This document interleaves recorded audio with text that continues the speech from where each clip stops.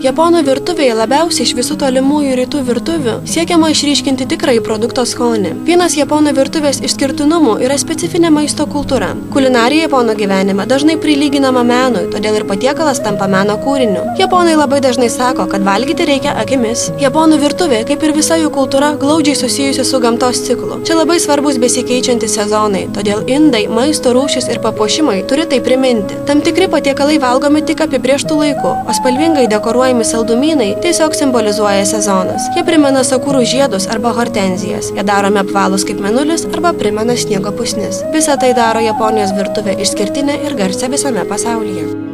Yra labai daug daržovių, labai daug šviežios žuvies, jūros gėrybių ir tas visas maistas yra patiekiamas tiek šaltas, tiek karštas.